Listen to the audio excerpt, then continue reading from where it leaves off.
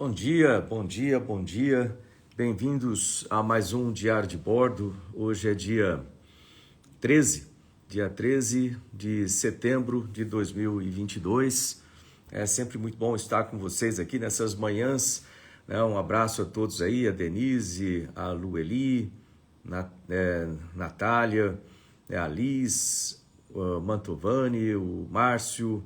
Então, um abraço aí a todos vocês, obrigado por estarem comigo aqui.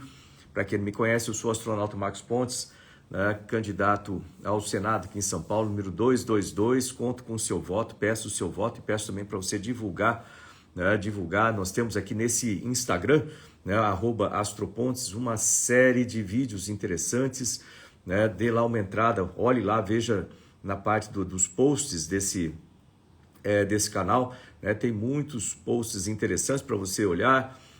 Divulgar, é muito importante divulgar. Faltam aí agora basicamente 20 dias para a eleição e é importante que vocês divulguem as informações corretas, não só, né, decidam em votar, né, que é importante, né, o seu voto. Eu conto com o seu voto, peço o seu voto aí para Senado, do astronauta Marcos Pontes aqui em São Paulo, mas também que vocês divulguem, conversem com os amigos, conversem com os seus vizinhos, no trabalho também, converse na escola, coloquem nas suas redes sociais informações corretas, né?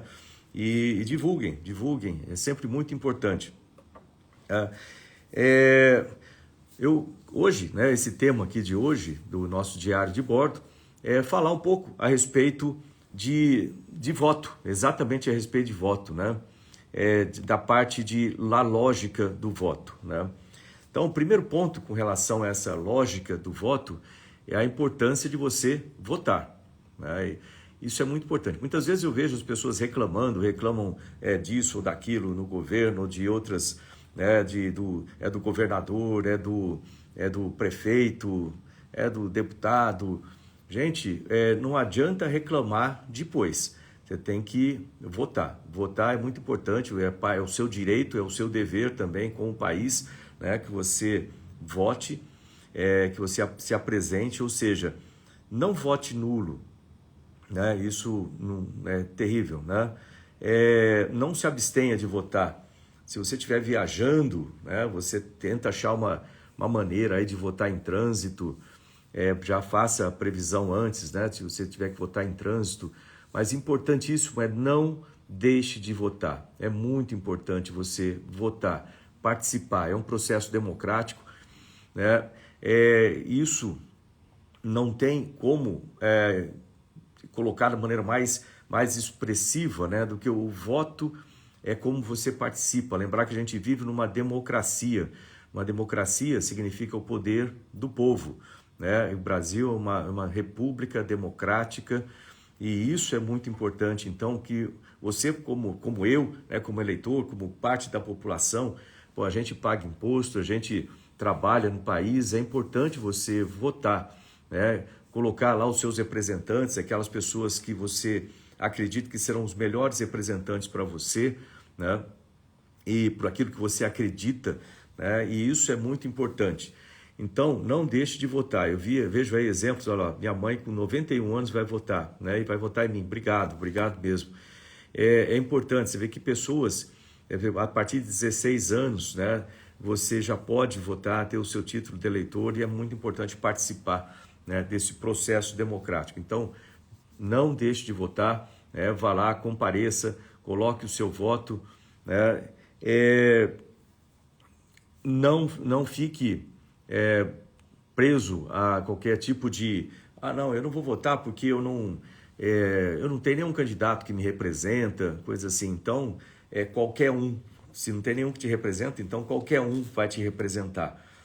E isso é terrível. E depois você não pode reclamar, porque se você não votou, né, você não tem como. E não tem como cobrar também o seu candidato. É importante que depois que você vota numa pessoa, que você cobre dessa pessoa, né? A pessoa vai, os candidatos fazem um monte de promessas, então você vai lá depois e cobre. É importante que a gente tenha esse senso, né, de participação.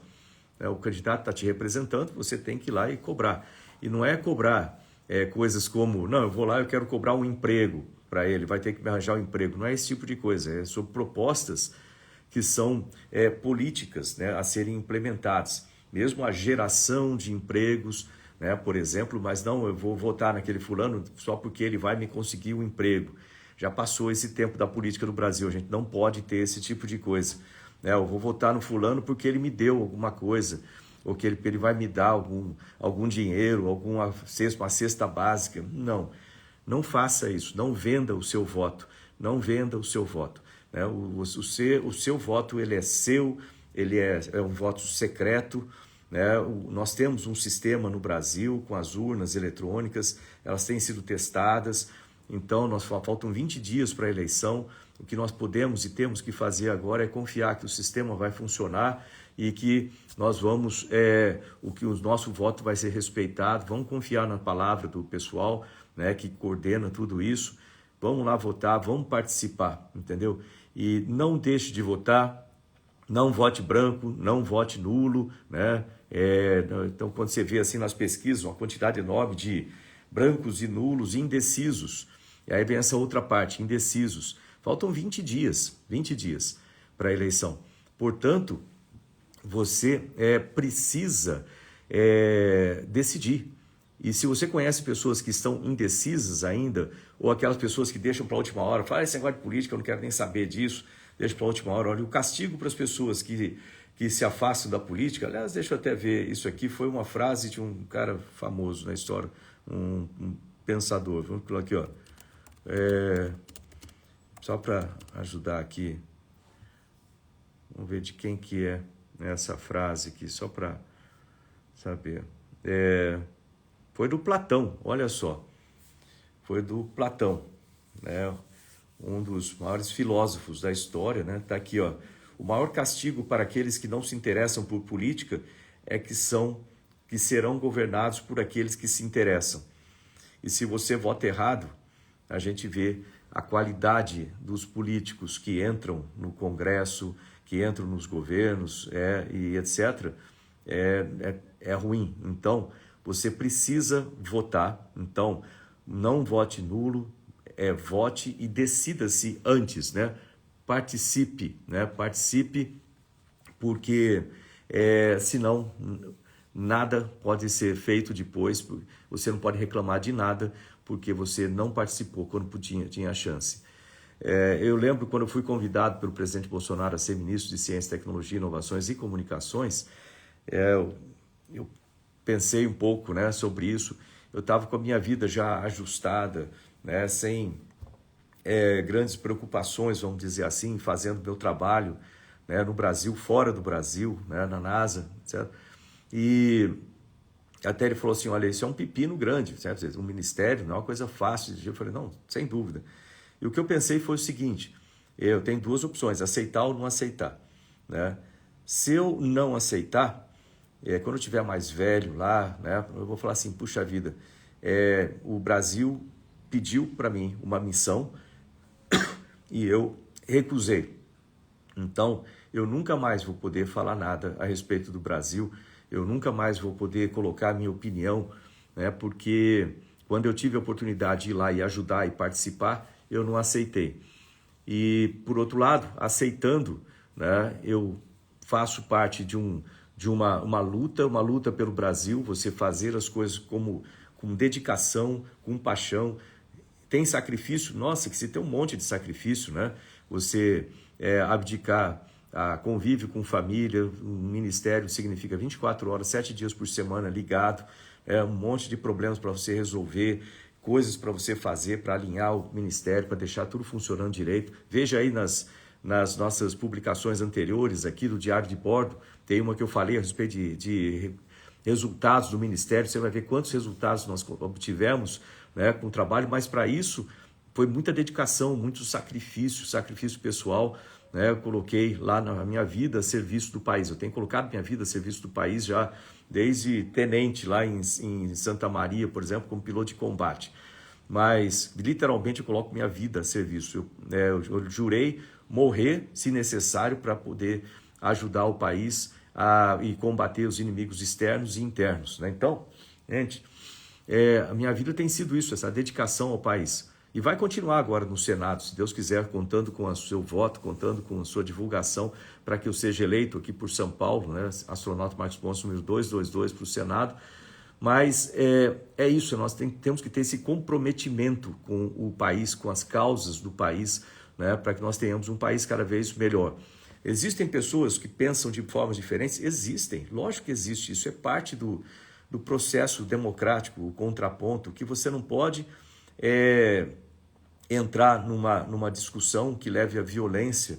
Você pode apresentar seus pontos, argumentar, outra pessoa educadamente fazer a mesma coisa, mas o que eu fico assim chateado quando você vê brigas com isso aí, gritaria por causa disso. Não, eu espero que todos nós aqui nesse país estejamos lutando para ter um país melhor, né? Para ter um país melhor.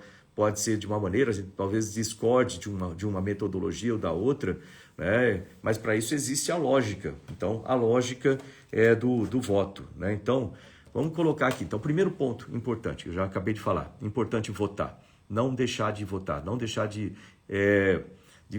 ter, né? De executar esse seu direito, né? De votar. Isso é muito importante. Segundo, convença os indecisos. Aquelas pessoas que deixam para a última hora, falam, isso aí eu não quero nem pensar, na hora eu decido, eu quero vai lá e ali perto da sessão que ele vai votar lá, ele vai lá e pega um santinho no chão e fala, pronto, eu vou votar nesse cara aqui, no santinho. Se não, pergunta na fila lá, fala assim, você vai votar em quem? Fulano, então eu vou votar nisso aí também. Não é assim que se vota de forma correta. Então, você precisa tomar a sua decisão e você precisa estudar essa sua decisão, porque essa sua decisão vai ser importante para o país e para você, para a sua vida, vai interferir na sua vida, positivo ou negativamente, nos próximos 4 anos. Você não pode ter uma pessoa lá, não, vou votar de protesto. Vou votar por protesto, eu vou votar no fulano só por protesto. Também é errado esse tipo de coisa, né? Você precisa votar com consciência, você precisa votar da maneira correta, né? E isso é muito importante, né? de se fazer. Então,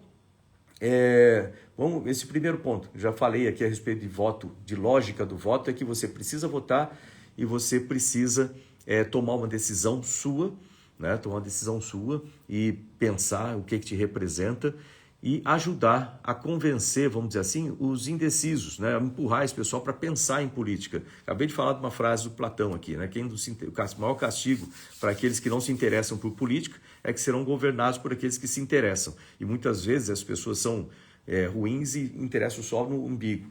Lembra que durante muito tempo a gente teve na política do Brasil muitos políticos que nos deram muita vergonha, né, das coisas que eles fizeram com corrupção, com fraudes, etc. E tudo isso fez com que a política tivesse uma conotação muito negativa. E até hoje tem esse tipo de coisa, uma conotação muito negativa, né? E precisa mudar isso. Como é que muda? Bom, precisa entrar políticos novos, precisa deixar os políticos antigos para trás e renovar tudo isso. Então, cada vez que a gente tem uma eleição, por exemplo, de um congresso, eleição como vai ter agora, eleição para o Senado, eleição para governador, para presidente, esse momento é o momento que a gente tem a chance que nós temos de renovar. Se a gente está chateado com a política antiga, se a gente está triste, a gente está decepcionado com o trabalho dos políticos que nós tivemos no passado, ou estão tendo aí, esse é o momento de renovar. É com o seu voto que a gente renova. Então, esse é um ponto a se considerar também. Então, fazer essa renovação, tirar os políticos que têm um histórico ruim, tirar isso aí, né? Então, observar tudo isso. Então, esse é o momento, a lógica de votar é importante. E convença os indecisos, né? Os indecisos são aqueles que estão no meio do caminho, vão deixar para decidir de última hora, lá, coisa assim. Converse com essas pessoas, mostre a lógica. E vamos falar aqui um pouco sobre a lógica de fazer a escolha de um candidato, né? Isso é importante, ter essa lógica na hora de você escolher o seu candidato. Então, até anotei aqui alguns pontos importantes para te ajudar a fazer essa escolha, né? Lógico que eu quero que você vote em mim, né? Eu sou astronauta Marcos Pontes, eu peço o seu voto, mas é importante que você faça as considerações todas. Eu vou falar aqui dessa lógica, não é para te induzir a votar em mim. Não, vou falar sobre essa lógica aqui para te ajudar a pensar e a escolher corretamente os seus representantes. Então, a primeira coisa a se analisar, né, quando você vai escolher um candidato, olhe o histórico, a história de vida desse candidato, né, ou candidata, né? Quando eu falo candidato aqui, entenda homem e mulher, candidatos e candidatas, né? Só para simplificar, eu vou falar candidatos.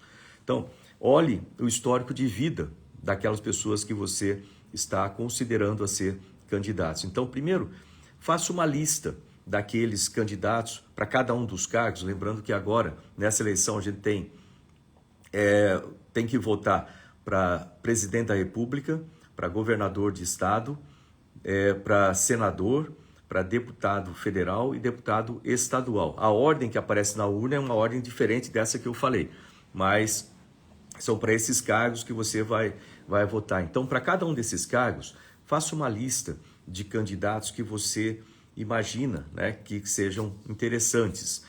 Antes de fazer essa lista, procure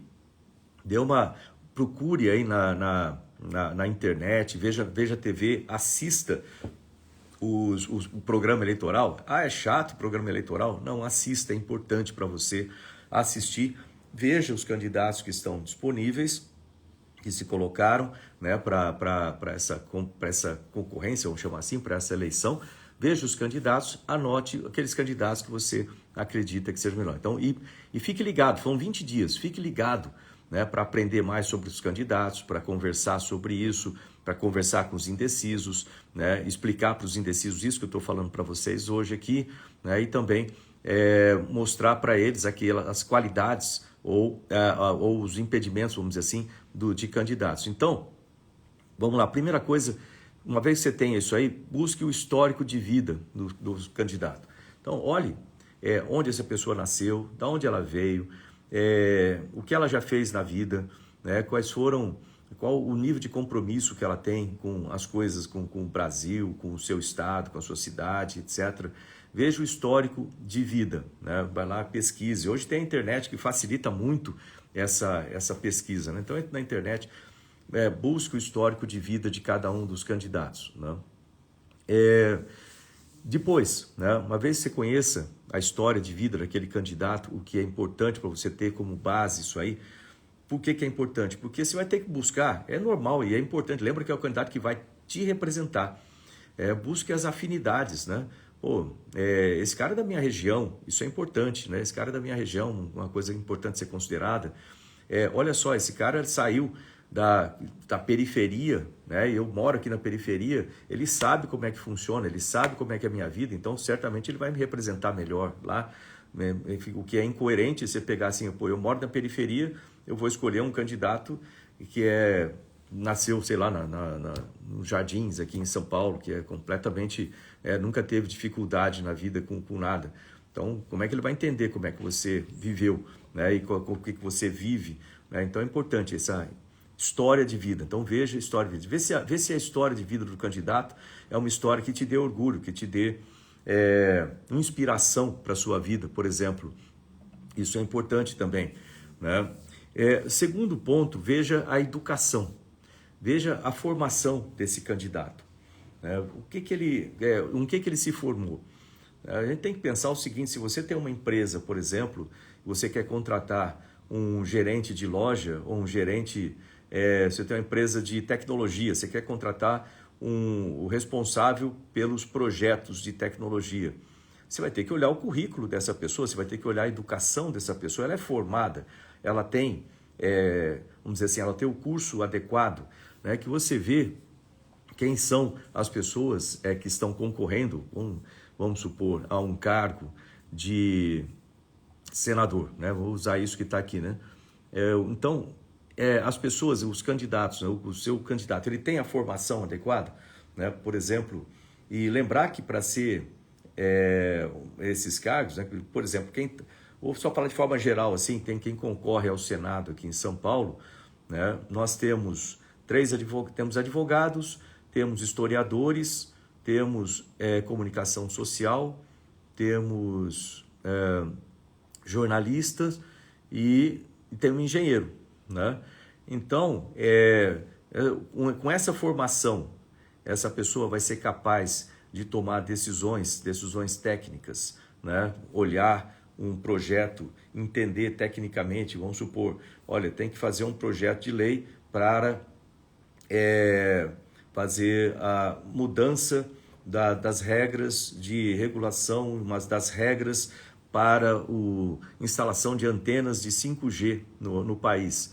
Né? A pessoa tem condição técnica de olhar aquilo lá e analisar tecnicamente, ou ela vai precisar depender, né, o tempo todo de assessores para tomar decisão e discutir, argumentar. Como é que essa pessoa vai argumentar com os outros parlamentares para convencer que aquilo é importante?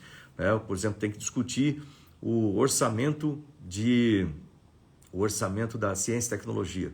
Essa pessoa tem condição de conhecer, né, a importância, quais são os eixos estratégicos para o país em ciência e tecnologia, para brigar lá dentro, para falar, olha, é importante isso aqui, não pode cortar esse orçamento por causa disso, porque esses projetos vão ajudar nesse sentido, o mundo caminha no sentido de tecnologia nesse sentido. Todos os países envolvidos têm ciência e tecnologia praticamente em todas as áreas. Hoje em dia, a grande maioria dos projetos vão depender de ciência e tecnologia. Então, e assim vai. Eu dei o exemplo de ciência e tecnologia porque é a área que eu conheço e ela interfere, né? Tecnicamente ela interfere em todas as áreas. A saúde precisa de ciência e tecnologia, a segurança pública precisa de ciência e tecnologia, né? A infraestrutura precisa de ciência e tecnologia, a defesa precisa de ciência e tecnologia, coisas que interferem na nossa vida, a educação precisa de ciência e tecnologia. Então é importante ter o conhecimento técnico. Então veja, a pessoa tem conhecimento técnico, tem conhecimento para tomar decisões técnicas e depois essas decisões vão ser colocadas. Às vezes a gente acha que um generalista, vamos dizer assim, né, um jornalista, ele estuda bastante coisa, ele tem cultura, logicamente, muitas coisas, mas ele conhece superficialmente, né, aquelas coisas para poder comentar aquilo, mas não tem o conhecimento. Mas se você falar, ok, então vamos consertar esse sistema que você comentou, né, vamos entrar lá dentro e consertar o sistema, aí é onde a porca torce o rabo, né? Então, não é você ter um conhecimento generalista, né? Ou o pessoal de um advogado, por exemplo, obviamente a pessoa entende de leis, entende de como trabalhar com a lei e muitas vezes como distorcer a lei, isso pode ser ruim, mas como que isso aqui, o fato de você escrever, formatar um projeto de lei é uma etapa do processo que vem depois de uma decisão. Então, primeiro você tem que conhecer o mérito daquela decisão, discutir os argumentos técnicos daquilo, e uma vez que você tenha tudo isso, você formata aquilo lá num projeto de lei, formata aquilo lá num documento jurídico, e aí esse documento sai. Por exemplo, no Ministério, eu fazia todos os eixos estratégicos, eu tomava as decisões, escolhia, né? Quebrei muito a cabeça tentando ajustar e ajustamos todos os eixos estratégicos do Ministério, quais são as políticas, como é que a gente vai colocar. E no final, né, tem lá a assessoria jurídica que você fala, bom, agora eu quero colocar isso aqui na forma de uma política ou na forma de uma estratégia. Então vamos escrever um documento jurídico para representar essa decisão técnica que foi tomada. Então funciona dessa forma, né? O contrário não dá muito certo, né? Vamos dizer assim, imagina que o advogado lá, eu vou perguntar para a consultoria jurídica e falar assim, escuta, vocês decidam aí quais são as melhores áreas para o Brasil investir em ciência e tecnologia. Eles não sabem disso aí, eles não são preparados para isso. Então eles vão tomar uma decisão ruim, né? Certamente vão fazer uma peça jurídica muito boa, mas vão tomar uma decisão ruim. Então você precisa de técnicos para tomar decisões corretas. Então, a primeira coisa que eu falei, então veja a história de vida das pessoas, dos candidatos. Veja se você tem orgulho, se aquilo te representa, passa por fases da sua vida, se aquela pessoa é uma pessoa que você confia para colocar lá. Segundo, veja a educação. A pessoa tem a formação adequada para aquele cargo que está se propondo, né, que vai representar direito naquela formação. Terceiro, veja o currículo. Né? A pessoa às vezes é formada, é pós-doc em alguma coisa. Ok, pós-doc, muito bom. Tem uma formação acadêmica muito boa. Agora, essa pessoa tem experiência, né, já trabalhou, né, com assuntos importantes para o Brasil, né, a nível internacional. Esse currículo dessa pessoa, né, qualifica essa pessoa, por exemplo, para ir lá fora, nos Estados Unidos, na Europa, e buscar negócios para o seu estado, buscar trazer empresas para cá, buscar parcerias com outros estados, com cidades, com outros governos, tem condição de ir lá e discutir, né, de igual para igual ou de superior para, né, com outros países para falar assim, olha, isso aqui é importante para o meu país, né, e sabe, se a pessoa sabe se expressar numa outra língua, parece bobagem, mas isso é muito, muito importante, porque você ficar conversando só através de tradutores, né? Isso não dá muito certo. Você não entende muito o que a pessoa está falando e ela não entende muito o que você está falando, porque passa por um tradutor no meio do caminho. Então, é importante você entender, você conversar com a pessoa, você se expressar, você argumentar, você ter argumentos firmes, que você consiga trazer o melhor resultado para o país. Eu, no Ministério de Ciência, Tecnologia e Inovações, né, eu discutia lá fora, eu participava do Carnegie Group, que é um grupo muito fechado de ministros de ciência e tecnologia no planeta, só dos grandes países, e o Brasil, que a gente faz parte, mas o Brasil nunca tinha mandado nenhum ministro para lá, porque havia essa dificuldade, né? Então, para mim, eu sou embaixador da ONU para desenvolvimento industrial, eu sei como tratar a nível internacional, né? Eu sei como tratar com a diplomacia internacional, eu sei como argumentar, buscar negócios, falar com empresas, falar com governos, falar com altos representantes, com que seja aí ministros, presidentes, primeiro-ministro. Então, isso aí é muito importante para ter um senador, por exemplo, que possa trazer negócios para o país, né? Ir lá fora e representar muito bem o nosso estado, trazer coisas para o nosso estado dessa forma. Então, verifique nos candidatos aí, né, quem tem essas condições de ir lá fora, né, e representar bem o país, ter a credibilidade internacional também, né, ser respeitado lá fora. Quando você chega, você fala, as pessoas te ouvem, porque elas sabem que você tem um currículo que leva a isso. No meu caso, eu sou embaixador da ONU para Desenvolvimento Industrial, sou embaixador mundial de ensino profissionalizante, né, 2 décadas trabalhando com a NASA, então astronauta, extremamente reconhecido em todo lugar que eu vou no planeta.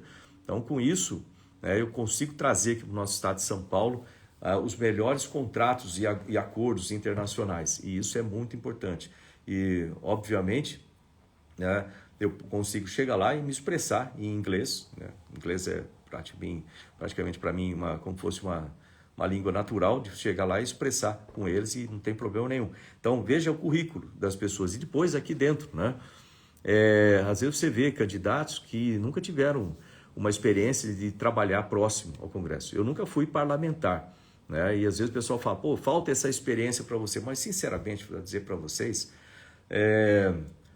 vendo tudo que aconteceu no Brasil, né, dentro do escopo político, a gente teve tanta vergonha dos nossos parlamentares, tipo assim, que de certa forma eu até dispenso essa experiência de ser parlamentar, porque a gente vê que os que são muito experientes também têm aí muitas histórias ruins para contar, né, ou pessoas contarem, né, sobre processos, né, investigações, etc., o que é terrível, né? Então, olhem os currículos, né, das pessoas, e eu tenho o meu currículo como ministro de Comunicações, ministro de Ciência, Tecnologia e Inovações, com resultados para mostrar, né? Às vezes você vê um ou outro concorrente falando assim, não teve nada, o cara nunca fez nada lá, né? Isso aí é o tipo você começa a notar o caráter da pessoa por aí, quando a pessoa mente para tentar prejudicar um adversário, prejudicar um concorrente. Então, as pessoas que falam essas coisas, vocês vão lá, pesquisam, tem lá um monte de resultado, e a pessoa está ali e fala, o cara nunca fez nada, tipo assim, do tipo, você já sabe que essa pessoa não tem o caráter necessário para ser, porque se a pessoa mente para tentar levar vantagem numa competição, né, imagina o que vai fazer depois que chegar lá. As pequenas coisas demonstram o caráter da pessoa, que depois vai ser refletido nas grandes coisas. Então, preste atenção nessas coisas. Quando você vê a pessoa mentindo sobre isso, fala, não, o cara não fez nada lá, e assim do tipo, preste atenção, né? Você sabe que fez, tem lá os dados, não tem como apagar o fato, né? Não tem como apagar, né? O pessoal, por exemplo, tem lá o SALAS, né? Sistema Amazônico de Laboratórios Satélites. Tá lá, tem o laboratório em si, né? Tá lá, você pode ir lá, entrar nele, né? Assim da coisa. Aí a pessoa, não, o cara nunca fez nada, assim do tipo, né? Então, você já sabe que essa pessoa que fala, o cara nunca fez nada, está mentindo. E se ele está mentindo com pequenas coisas, vamos chamar assim, durante um processo de eleição, certamente quando chegar lá num Congresso ou num Senado, vai mentir muito mais e vai mentir para você, né? Que já está mentindo para você, então lá vai ser pior ainda. Então, Cuidado com isso, isso mostra o caráter. Então, olha o currículo das pessoas. Currículo é muito importante, né? A gente já viu aí muitos exemplos de políticos aí que a gente não quer recordar. Vou falar um pouco disso depois, vou ler só alguma coisa. Terceira coisa, falei do currículo. Então, falei da história de vida, falei da educação, da formação adequada. História de vida tem que ser inspirador, tem que ser alguma coisa que te dê orgulho.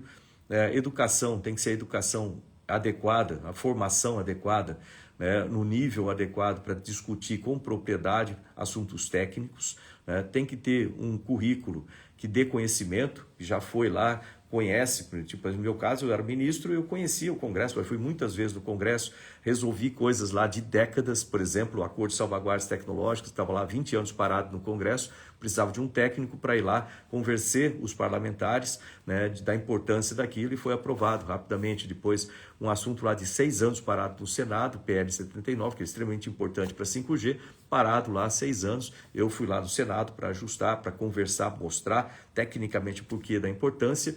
Então, rapidamente foi aprovado também. Então, você vê que o currículo, né, e a educação, a formação é muito importante para convencer tecnicamente, com fatos e argumentos, a importância de se votar a favor de um projeto ou contra, se for aquilo for ruim para a população, no caso aqui para o estado de São Paulo.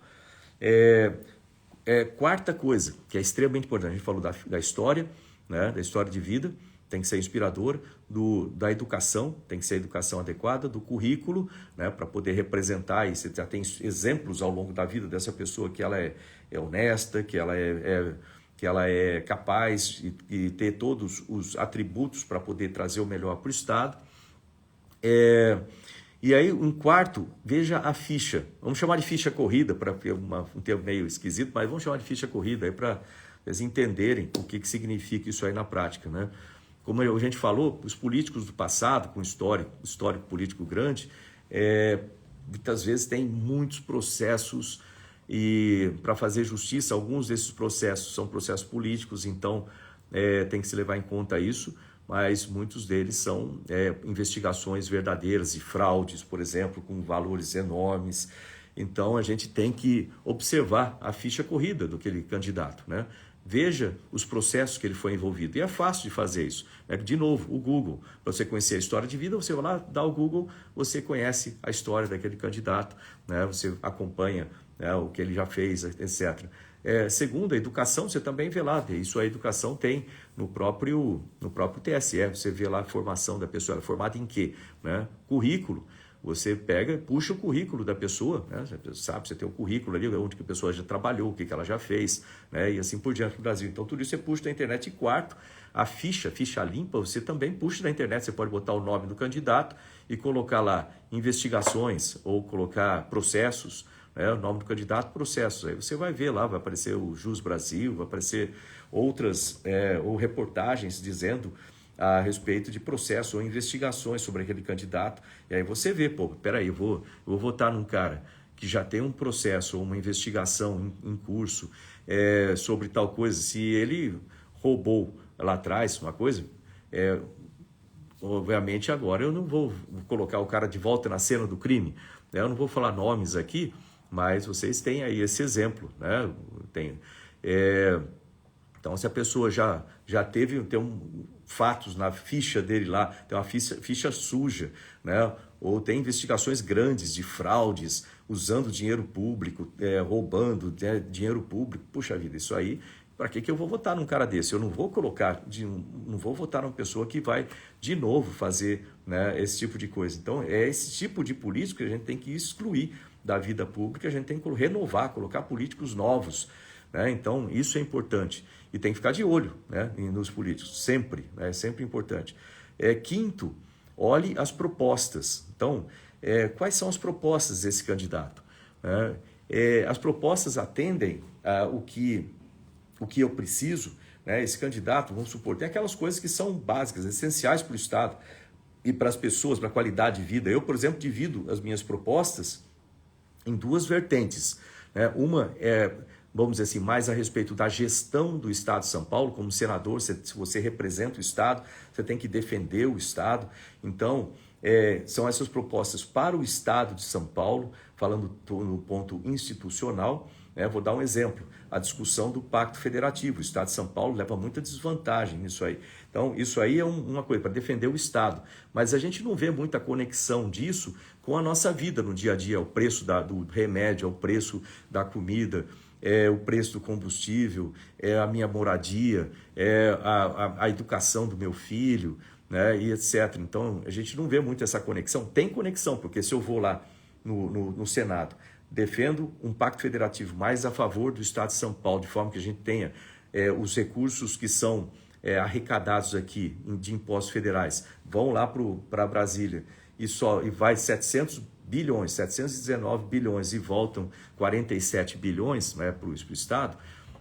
A gente tem que discutir isso, porque a gente está levando uma desvantagem enorme. Você fala, pô, mas o que isso tem a ver com a minha vida? Bom, tem a ver porque sobrando mais dinheiro, trazendo mais dinheiro para o Estado, o governo do Estado aqui, né, vai poder, o Tarcísio lá, como governador, vai poder colocar mais recursos na educação do seu filho, vai poder baixar impostos aqui, baixando esses impostos, a gente tem as coisas mais baratas, né, e tem mais empresas, tem mais empregos, então isso aqui é muito importante para todo mundo, mas geralmente a gente não vê isso como uma conexão direta com o nosso dia a dia. Existe, mas indireta e muito grande. Mas, então, eu tenho propostas que são em nível institucional, como a discussão do Pacto Federativo, né, a defesa de São Paulo na reforma tributária, né, e tudo isso, enxugar o Estado, enxugar a máquina para ter mais recursos aqui.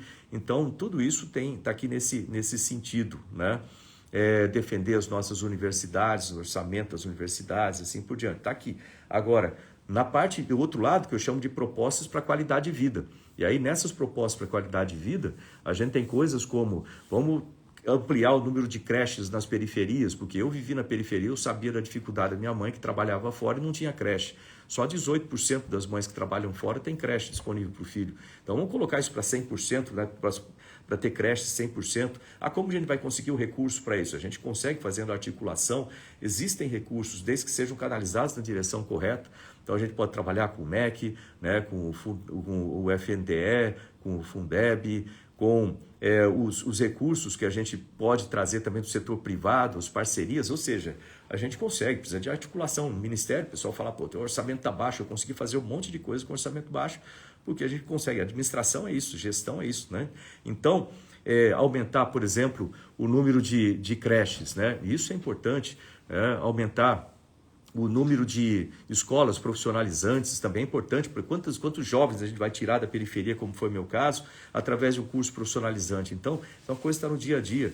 Como a gente vai fazer, né, por exemplo, para melhorar a mobilidade das cidades, que interfere a segurança pública, como a gente vai fazer na segurança pública.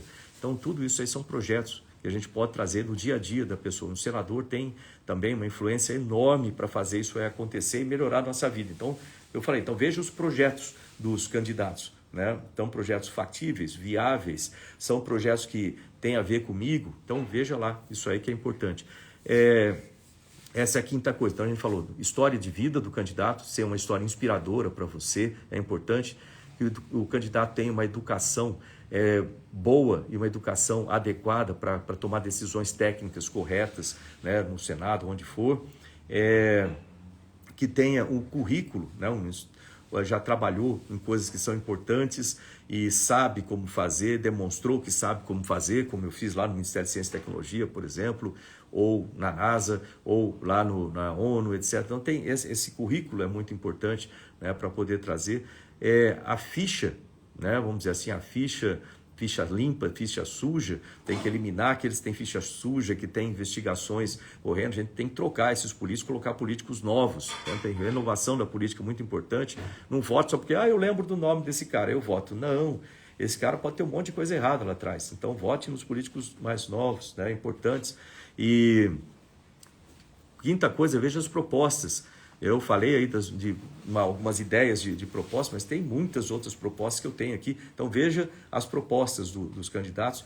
Sexto, veja o caráter do candidato. Isso é muito importante, né? Como eu dei um exemplo aqui, se a pessoa mente para você, para tentar denegrir um outro candidato, a pessoa vem e mente sobre isso, isso é uma demonstração de falta de caráter. E você não quer ser representado, né, por uma pessoa que não tenha caráter. E a pessoa mente para tentar ter vantagem em alguma coisa, numa competição, numa eleição, por exemplo. Quando chegar lá dentro, vai mentir também. Isso aí não é uma coisa que mude de uma hora para outra. A pessoa vai mentir, vai fazer a mesma coisa. Então, preste atenção nisso aí, no tipo de comportamento. A pessoa tem um comportamento instável, tem um comportamento tipo assim, que você não tenha uma clareza, que uma pessoa que não tenha uma linha mestra, vamos dizer, que não seja leal, por exemplo. O caráter é muito importante, lealdade é muito importante. Lembro que eu aprendi na academia os valores, né, mais importantes para um combatente da Força Aérea, que eu norteio minha vida por esses valores, são coragem, lealdade, honra, dever e pátria, né? Então, lealdade está aí no meio, é muito importante você ter lealdade, né, trabalhar com as pessoas, trabalhar com ética, né? Então, isso aí é extremamente importante. Preste atenção nisso nos candidatos que você está escolhendo, né? Veja também, esse é o sexto item, e veja finalmente aqui a afinidade, né? Você se sente confortável com um tal candidato, né? Você, quando olha para o candidato, você olha para os olhos do candidato, você vê ali dentro desses olhos, você vê nesse candidato algo que te dá afinidade, é alguém que eu falo assim, puxa, eu posso confiar nessa pessoa, né? Realmente é uma pessoa assim, cuidado com os enroladores, né? Porque tem aí gente que é completamente... Isso a gente sabe que políticos antigos, né, vamos chamar assim, eles têm uma habilidade muito grande de enrolar a gente. Então, o cara tem um discurso maravilhoso, fala coisas assim, mas no fundo, gente, a gente tem no coração... Eu não sei como explicar isso aí, porque ultrapassa, vamos dizer assim, a barreira da ciência normal, mas você consegue, olhando para uma pessoa, convivendo um pouco com a pessoa, olhando nos olhos de uma pessoa, você consegue ver se aquela pessoa é honesta, se o que ela está falando está vindo do coração, se aquilo lá, ou não, se a pessoa está falando só para te agradar, né? Você vê muitas pessoas que vão na onda, né, e tentam agradar todo mundo pela onda ali. Meu pai falava uma coisa muito interessante, seu Vigílio, ele falava assim, olha, a pessoa que tenta agradar todo mundo desagrada a maioria. Então, preste atenção, né? Você sente a empatia por aquele candidato, que também é importante, né? Então, é importante nesse contexto inteiro. Então, nós falamos aqui de 7 itens para você escolher bem o seu candidato. Olha, história de vida tem que ser inspiradora, não pode ser uma história de vida que você fala, pô, isso aí, né, o que essa pessoa já fez na vida, etc. Então, história de vida tem que ser inspiradora. Segundo, a formação de educação, essa pessoa é formado numa profissão que permita que essa pessoa tome decisões técnicas importantes, né, e tem essa capacidade. Terceiro, currículo. Essa pessoa tem uma experiência profissional e uma credibilidade que seja adequada com um cargo, por exemplo, de senador. Ele pode ir lá fora representar o meu estado, pode ir lá nos Estados Unidos, na Europa, representar o meu estado, trazer negócio para cá. Ele pode falar com propriedade junto com os outros ministérios, ele conhece como funciona o ministério, ele vai lá e consegue, né, achar os caminhos para trazer recursos, para trazer mais vantagens para o meu estado de São Paulo. Ele sabe como discutir dentro do Congresso, né, sobre assuntos importantes. Então, importante essa parte, né, do currículo também. Quarto, ele tem ficha suja. Se a pessoa tem ficha suja, pô, descarta isso aí, né? A pessoa tem processos sérios sobre fraude com dinheiro, né, improbidade administrativa, corrupção, né, tudo isso descarta, tem que ter candidatos novos, né? A pessoa tem propostas que me ajudam no meu estado, né, propostas viáveis. A pessoa tem caráter, né, a demonstração que ela faz em pequenas coisas, a atitude dela, né, a imprevisibilidade, ou se ela é uma pessoa sensata, é uma pessoa que fala de maneira que não fica atacando as outras pessoas de uma forma leviana, por exemplo, é uma pessoa adequada, ela se alinha com a minha ideologia, vamos dizer assim, ela defende aquilo que eu defendo, defende família, defende a liberdade, defende liberdade de religião, liberdade de expressão, né? Ela defende isso aí, tá? Dentro do contexto, ela tem caráter para fazer isso. Eu tenho afinidade, quando eu olho para essa pessoa, eu me sinto bem, eu gosto dela, eu gosto que ela seja, no final, ou seja, tem várias de critérios aí para você escolher os seus candidatos. Eu espero que você veja lá todos esses critérios, no meu caso aqui para o Senado de São Paulo, e vote, né? Então eu peço o seu voto, eu sou o astronauta Marcos Pontes, né, candidato ao Senado aqui em São Paulo, número 222, e eu conto com o seu voto e conto que você espalhe também. É importante demais que as pessoas votem, né? É importante votar, é importante que você nos ajude a convencer aqueles indecisos, né, também a votar da forma correta. Então, é extremamente importante todos esses aspectos aí de uma eleição que vai acontecer daqui a 20 dias. Então, você aí pode e precisa me ajudar a divulgar. Então, me ajude a divulgar, não é só votar em mim, é me ajudar a divulgar também, convencer as pessoas que estão indecisas ou aquelas que estão deixando para tomar decisão de última hora. Tem que convencê-las agora, né? É importante, cada um de nós pode se transformar em 10 para espalhar esse conhecimento, né? E fazer isso. Não, o pessoal está perguntando aí sobre o STF. Não, o STF, ele quem fiscaliza o STF é o Congresso Nacional, mais especificamente é o Senado Nacional. Quem faz a sabatina, olha aí um desses vídeos que eu fiz, o primeiro que eu fiz, né, agora nessa série nova do Diário de Bordo, né, que tem todas elas gravadas aí no Instagram. Aliás, obrigado, entra aí, se inscreva e também olhe lá nos meus posts aqui no @astropontes no Instagram, tem lá uma dessas lives que eu fiz inteirinha falando sobre as funções do Senado, as funções de um senador, né? E entre elas está a fiscalização do STF, assim como o Congresso fiscaliza os ministros de Estado, né? Eu era ministro, eu tinha que ir lá e dar explicações para o Congresso. O Senado pode chamar ministros do STF para ir lá e dar explicações sobre o que está sendo feito. Isso está completamente dentro das 4 linhas da Constituição. Isso é exercer a igualdade dos poderes, é importante. O Senado, assim como a Câmara, representa o povo de uma democracia é a força maior, é quem tem o poder. Então, como senador, eu tenho o poder que foi colocado através do voto pela população para chamar o ministro do STF. Isso não é nada contra o ministro especificamente, isso não quer dizer algo de perseguição, nada disso, isso está dentro do contexto normal. Se você não entende alguma coisa, se a população quer que você chame um ministro para dar explicações sobre alguma coisa, isso vai ser feito sem dúvida nenhuma, né, como é previsto na lei. Não tem problema nenhum, né, de ser feito isso, não é denegrir a imagem do ministro de lá, não é nada assim, é feito conforme está previsto. Então é isso que tem que ser feito e será feito, né, sem dúvida nenhuma, dentro da lei, dentro do que preconiza, né, trazer ali para explicar o que está sendo feito, por que está sendo feito, qual é a finalidade e assim por diante. Nós precisamos ter essas explicações e isso vai ser feito, é normal. Então não é aquela absurdo assim, não, isso é normal, né, e eu tenho certeza que todos os ministros do STF, assim como os ministros de Estado, como eu fui ministro de Estado, né, nós não temos nenhum milindre de ser chamado ao Congresso para dar alguma explicação, faz parte do processo democrático, né? E a gente vive numa democracia, isso é importante. Gente, está chegando o final aqui da nossa live, né?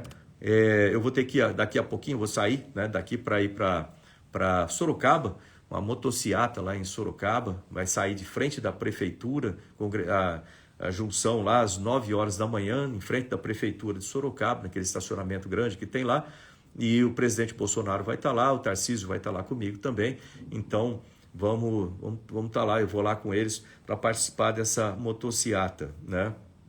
E um dos temas, a gente falar aqui também hoje, é corrupção. Eu vou falar de maneira rápida, porque eu acho que o Brasil já está cansado de corrupção. É cansado de corrupção. A gente tem que eliminar essas coisas. E nós tivemos aí um histórico muito grande de corrupção nas épocas dos governos, né, da esquerda. A gente ficou muito envergonhado com essas corrupções, com esses casos de corrupção que nós tivemos, e não eram suspeitas de corrupção, eram realmente casos comprovados, julgados de corrupção. E é importante que veja isso, né, na hora de votar. Acabei de dar toda uma dica para votar. Veja isso aí também, olhe o que aconteceu no passado, veja os exemplos de como um governo, né, socialista, aliás, isso é uma coisa importante, eu nunca me alinhei, vamos dizer assim, a qualquer coisa nesse sentido. É importante que vocês observem nesses governos e vejam o que eles criaram, como é que funcionou na Venezuela ou não funcionou, né? Como é que acompanhem o Chile, acompanhem a Colômbia que está entrando nesse trenzinho ruim aqui na América do Sul, acompanhe, veja a nossa Argentina, né, como ficou. Então preste atenção nisso, que é importante também, e vejam os casos de corrupção, que coincidência ou não acontece de uma forma muito maior quando você tem esses tipos de sistemas econômicos sociais, né, mais voltados a comunismo, socialismo e etc. Então, eu só vou passar aqui numa reportagem antiga, uma reportagem aqui que isso aqui é do Jus Brasil, né, de 2016, né, 6 anos atrás. Então, que eles citam alguns dos casos. Eu não vou entrar em detalhe mesmo porque eu não tenho mais tempo aqui, mas eu vou lembrar alguns dos casos que aconteceram nos governos até 2016, né, para que vocês tenham uma ideia aqui, lembrar desses casos, né. Um dos casos é o mensalão, né, conhecido mensalão, né, que havia aí um tipo de um pagamento de propina para deputados. Isso durante um tempo eles recebiam esses valores para votar a favor de casos.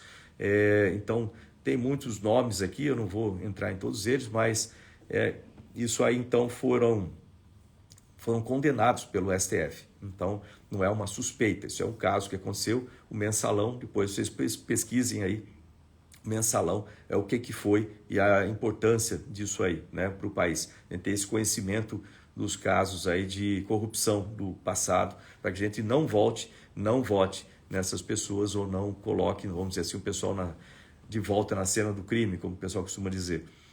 Foram escândalos no DENIT também, né, isso envolveu aí alguns ministros, um ministro e funcionários de lá, com muitos, né, muitos escândalos também no DENIT, ou no Ministério dos Transportes na época, né? Teve muita coisa. Pesquise aí coisas que aconteceram no Ministério dos Transportes até 2016, vocês vão ver muitos casos que aconteceram.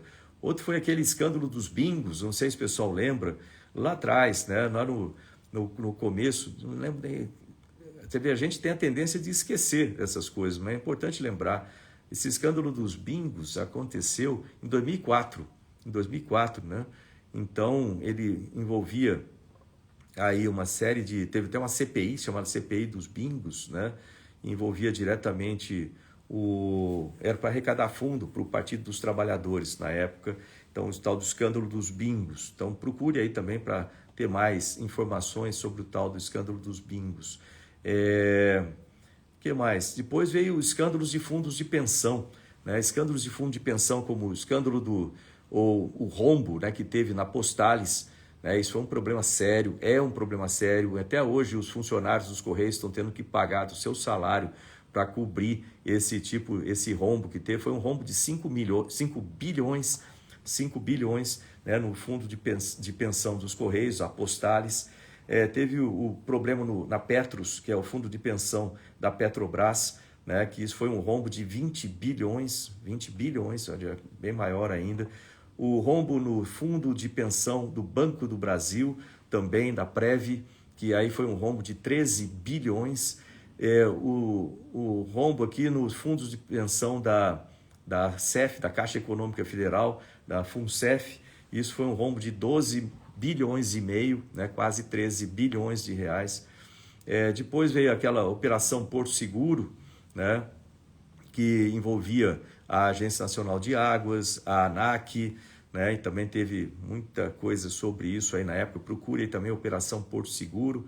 Depois veio aquele caso da Erenice Guerra, né, do PT também, que trabalhava com a ministra, a presidente na época, Dilma, né? Não, na época a Dilma ela era ministra, né, ministra de Minas e Energia, mas também procure aí sobre isso aí, que havia todo um esquema com relação ao BNDES, né, nessa situação. Aí vem o nosso, o Antônio Palocci, né? O Palocci também teve toda uma série de casos envolvendo, ele chegou a ser preso por causa disso, com enriquecimento não explicado. Então, essas coisas todas, tinha aquele caseiro e tal. Procure também para saber sobre isso, né? Enriquecimento aí dos casos envolvendo o Antônio Palocci. Depois teve o caso com aquela outra do PT também, de Santa Catarina, Ideli Salvati também, né? Procure também sobre isso, que era também uma questão aí com questão de custo de campanha com lanchas e etc. Depois teve o caso aí já do Fernando Pimentel, lá de Minas Gerais, né, que era ministro do Desenvolvimento do MEDIC, da época que tinha, né? Então também teve um caso sobre isso aí. Eu não vou citar o caso em si, mesmo porque eu não tenho tempo e mesmo porque eu não gosto de fazer esse tipo de coisa, eu só estou lembrando dos nomes aqui para que vocês pesquisem, né? Não faz parte do meu perfil ficar acusando as pessoas, né? Então vocês pesquisem e vejam isso aí. Então teve muitos casos do Ministério dos Transportes, né? Teve o caso do Ministério dos Esportes também, né? Que foi durante a administração Dilma também, isso aí. Então tem que ser visto também, procurem sobre isso aí para ter certeza e ver, né? Não pela minha palavra, mas olhar aí. Também o caso do Ministério do Trabalho, o escândalo da Petrobras, né? Que muita gente fala, essa fraude, vamos dizer assim, essa corrupção da Petrobras, teve desvio de mais de 49 bilhões de reais, né? Para ter uma ideia, né? Um valor como esse aí, aqui em São Paulo, o valor destinado para a educação de São Paulo, do estado inteiro, é de 42 bilhões de reais. Então, no orçamento de São Paulo, dá mais que o orçamento da educação inteira do estado de São Paulo. Só esse escândalo aí da Petrobras, esse desvio de mais de 49 bilhões de reais. Então procure aí também para saber, né, sobre isso. Não vou ficar falando o nome das pessoas aqui, isso não é a ideia. A ideia é que vocês saibam e que vocês relembrem isso e pesquisem mais, né? E lembrar que tudo isso aí foi antes aqui de 2016. Essa notícia aqui é de 2016, que eu acabei de ver aqui do Jus Brasil, tá? Então dê uma olhada, né? E procure isso e veja se você quer ter o retorno de corrupção no Brasil ou se você quer ter um país onde livre dessa corrupção. E para livrar dessa corrupção, você vai ter que fazer uma mudança. Você não adianta você insistir fazendo a mesma coisa e ter resultado diferente. Você não vai ter resultado diferente. Então, o que causou tudo isso foram os políticos antigos. Então, né, a gente precisa se livrar dos políticos antigos, a gente precisa ter mudança, né? Eu faço parte dessa mudança, né?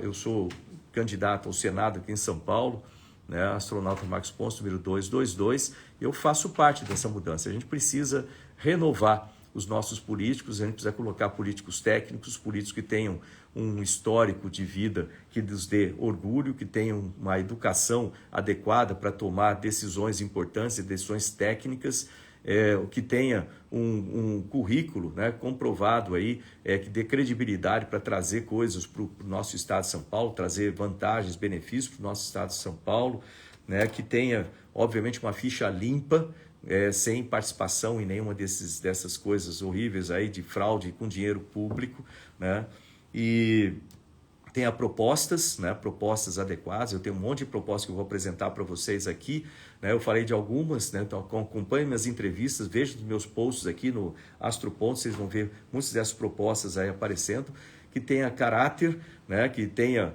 um caráter que demonstre-se nas pequenas coisas, né? Que não seja uma pessoa leviana, que fique aí querendo atacar os outros de forma completamente instável. Isso aí não, que tenha um comportamento adequado para o Senado, né? Que tenha um comportamento estável, sensato. Muito importante ter esse tipo de coisa e que, né, eu lembro que as pequenas coisas que as pessoas fazem aqui, a pessoa tentar mentir, inventar coisas para tentar levar vantagem. Agora imagina quando tiver o poder na mão, né? O poder não muda as pessoas, o poder só revela quem as pessoas são.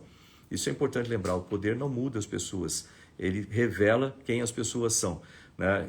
Eu estou, vamos dizer assim, na mídia, com fama, como astronauta e etc., já há mais de 20 anos, né? Desde 1998, né? Ou seja, bastante tempo, né? E nunca posso deixar o poder subir a cabeça, como as pessoas dizem, né? Porque a gente sabe que aquilo ali, né, mostra quem a pessoa é. Então preste atenção nos pequenos detalhes, que depois com o poder isso é muito ampliado, né? Então é importante ver, né, isso aí, né, sempre na maneira como eu falo, nas minhas falas, como que eu me expresso, o cuidado que eu tenho em tratar as pessoas com respeito, né? Isso aí demonstra um caráter que eu imagino que você saiba da importância disso para representar um estado inteiro como senador e para representar um país, queira ou não queira, como senador, como você vai para lá, você representa um país, né? Então, isso é muito importante a gente ter, né, essa característica toda, né? Não ficar gritando bobagem e etc, né? Falar as coisas com calma, falar as coisas que têm que ser faladas da maneira correta, da maneira firme, da maneira justa, tá? Sempre. E, finalmente, a afinidade, né? Importante ter afinidade, você olhar para a pessoa, pô, eu gosto disso aqui, né? O meu pai me ensinou muita coisa, entre elas ter humildade. Ninguém é melhor do que ninguém. Ninguém, às vezes você vê as pessoas arrogantes, eu sou fulano, eu sou o melhor de tudo, assim. Desconfie dessa pessoa, que geralmente quem faz isso é por falta de confiança em si mesmo, né? Então, é importante ter essa noção e você ter afinidade também com a pessoa. Então, obrigado, gente. Vamos trabalhar. Eu vou agora lá para Sorocaba, né, para participar ali desse encontro em Sorocaba, em frente à prefeitura lá de Sorocaba, começando às 9 horas da manhã. Quem for da região ali de Sorocaba, né, conto com você lá para me encontrar pessoalmente, tirar uma foto lá e bater um papo, tá? Sempre eu gosto de andar entre as pessoas e conversar com as pessoas, né? Isso é importante. Somos todos iguais, né? Eu vim da periferia e não é por isso que eu sou menos ou mais do que qualquer outra pessoa. Simplesmente eu aprendi ao longo da vida. E é isso que eu vou trazer aí para todos vocês, né, lá do Senado. Vamos criar oportunidades com educação, oportunidades com ciência, tecnologia, em todas as áreas para melhorar a qualidade de vida, resolver o problema dessas pessoas que moram na rua. Gente, isso tem que ser eliminado, né? Essas pessoas têm que ter casa, têm que ter emprego, têm que ter educação. É possível decolar aqui no nosso estado de São Paulo, né? Eu estou aqui para ajudar. Então, um grande abraço a vocês, né? Obrigado por estar comigo aqui em mais um desse Diário de Bordo. Espero que estejam comigo amanhã também no Diário de Bordo. Conto com vocês. Inscrevam-se no canal, divulguem, compartilhem. Eu peço o seu voto. Eu sou o astronauta Marcos Ponce, candidato ao Senado número 222, e me ajudem a divulgar também. Divulguem essas lives para as pessoas conhecerem, tá ok? Então, um grande abraço a vocês aí. Tchau, tchau.